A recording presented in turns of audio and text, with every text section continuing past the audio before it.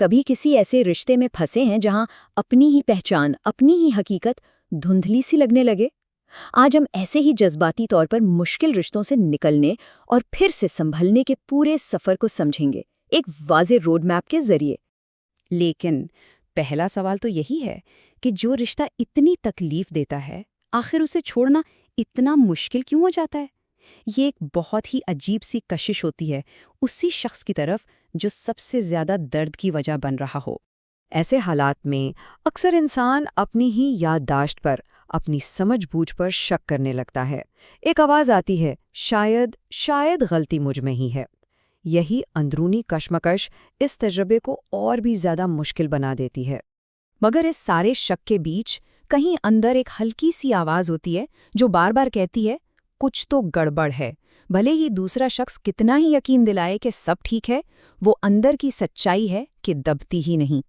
تو آئیے اس سفر کے روڈ میپ پر ایک نظر ڈالتے ہیں۔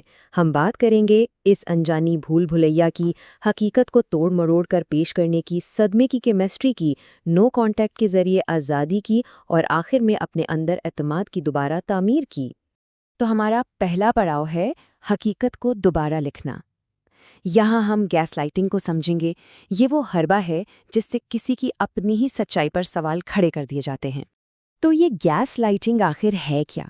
یہ جذباتی ہیرا پھیری کی ایک ایسی قسم ہے جس میں ایک شخص جان بوجھ کے دوسرے کو اس کی اپنی یادداشت اور سمجھ پر شک کرنے پر مجبور کرتا ہے، اور مقصد صرف اور صرف کنٹرول۔ اس کی کچھ عام نشانیاں یہ ہیں: وہ اپنی کہی ہوئی باتوں سے صاف مکر جائیں گے، آپ کے جذبات کو یہ کہہ کر رد کر دیں گے کہ تم بہت زیادہ حساس ہو، یا پھر الزام کا رخ ہی موڑ دیں گے، تمہاری وجہ سے ہی تو مجھے غصہ آتا ہے۔ اور یہ جملہ، یہ تو گیس لائٹنگ کی بہترین مثال ہے۔ میں نے ایسا کبھی نہیں کہا، یہ سب تمہارا وہم ہے۔ یہ وہ الفاظ ہیں جو کسی کے ذہن میں اپنی ہی حقیقت کے خلاف شک کا بیج بو دیتے ہیں۔ اور اس کا اثر صرف نفسیاتی نہیں ہوتا، یہ دماغ پر بھی ہوتا ہے۔ مسلسل گیس لائٹنگ دماغ میں ایک دائمی تناؤ پیدا کرتی ہے، جس سے سوچنے سمجھنے والا حصہ یعنی پری فرنٹل کارٹیکس ٹھیک سے کام نہیں کر پاتا۔ نتیجہ، انسان اپنی جبلت پر شک کرنے لگتا ہے اور دوسرے کی کہی ہوئی جھوٹی باتوں کو سچ ماننے لگتا ہے۔ سارا کی کہانی کو ہی دیکھ لیں، اسے اتنا زیادہ شک میں ڈالا گیا کہ اس نے ایک خفیہ جرنل لکھنا شروع کر دیا، صرف خود کو یہ یاد دلانے کے لیے کہ جو ہوا وہ واقعی ہوا تھا اور وہ پاگل نہیں تھی۔ یہ جرنل اس کی اپنی سچائی کا ثبوت تھا۔ اب آتے ہیں اس کیمسٹری پر جو تکلیف دہ رشتوں کو بھی مقناطیس کی طرح کھینچتی ہے۔ اسے کہتے ہیں ٹراما بانڈ، ایک ایسا جذباتی بندھن جو محبت نہیں بلکہ صدمے کی بنیاد پر بنتا ہے اور چھوڑنا تقریباً ناممکن بنا دیتا ہے۔ ایک بات بہت واضح طور پر سمجھ لیں، ٹراما بانڈ محبت نہیں ہے۔ یہ تکلیف دینے والے شخص کے ساتھ ایک شدید جذباتی جڑاؤ ہے جو بقا کی جبلت سے پیدا ہوتا ہے۔ یہ دماغ کا ایک طریقہ ہے انتہائی مشکل حالات میں خود کو محفوظ رکھنے کا۔ یہ بالکل ایک نشے کے چکر جیسا ہے، پہلے برا سلوک، پھر اچانک بے تحاشا محبت یا معافی، جسے لو بامبنگ بھی کہتے ہیں۔ جب یہ اچھا لمحہ آتا ہے تو دماغ میں ڈوپامین کا ایک رش ہوتا ہے، خوشی کا احساس، اور اسی انعام کی امید میں یہ جذباتی بندھن مضبوط ہوتا جاتا ہے، بالکل ایک سلاٹ مشین کی طرح جہاں اگلی جیت کے انتظار میں سب کچھ ہارنے کا خطرہ ہوتا ہے۔ الیکس کی کہانی یہی دکھاتی ہے۔ وہ اس رشتے میں اس لیے پھنسا رہا کیونکہ لڑائی کے بعد جب صلح ہوتی تو وہ لمحات بہت شدید اور محبت بھرے ہوتے تھے۔ اسے لگتا تھا جیسے وہ ایک نجات دہندہ ہے جو سب ٹھیک کر سکتا ہے، اور یہی احساس اس کی قید بن گیا۔ تو اس زہریلے چکر کو توڑا کیسے جائے؟ جواب ایک لفظ میں ہے: نو کانٹیکٹ، یعنی کوئی رابطہ نہیں۔ یہ صحت یابی کے سفر کا سب سے فیصلہ کن، سب سے اہم موڑ ہے۔ نو کانٹیکٹ ٹراما بانڈ کو توڑنے کا سب سے مؤثر طریقہ اس لیے ہے کیونکہ یہ آپ کے نروس سسٹم کو سکون کا سانس لینے دیتا ہے۔ یہ دماغ کو اس نشے سے پاک ہونے کا وقت دیتا ہے، کیونکہ ہر ایک میسج، ہر ایک کال اس نشے کی ایک اور خوراک کی طرح ہے جو چکر کو دوبارہ شروع کر دیتی ہے۔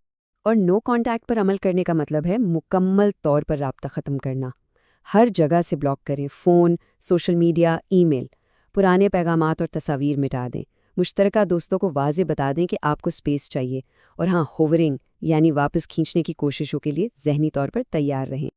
یہ بات ذہن میں بٹھا لیں، نو کانٹیکٹ سزا نہیں، یہ خود کی حفاظت ہے۔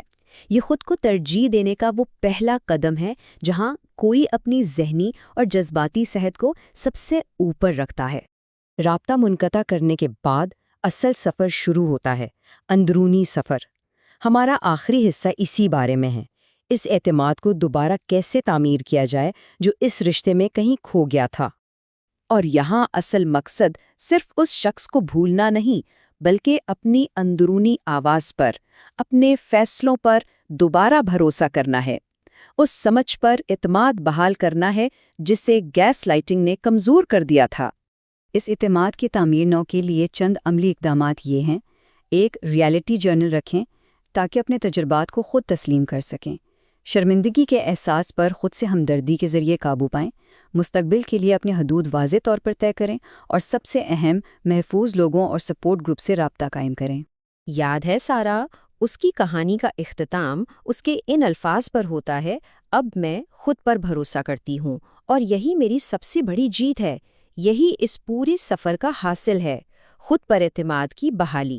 یاد رکھیں، صحت یابی ایک سیدھی لکیر نہیں ہے، اتار چڑھاؤ آئیں گے، لیکن ہر وہ دن جب کوئی شخص ان زہریلے نمونوں کو توڑ کر خود کو چنتا ہے، وہ اپنے دماغ کو صحت مند محبت کے لیے نئے سرے سے تیار کر رہا ہوتا ہے۔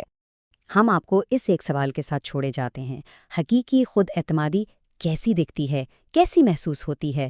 یہ وہ سوال ہے جس کا جواب باہر نہیں بلکہ اپنے اندر تلاش کرنا ہے۔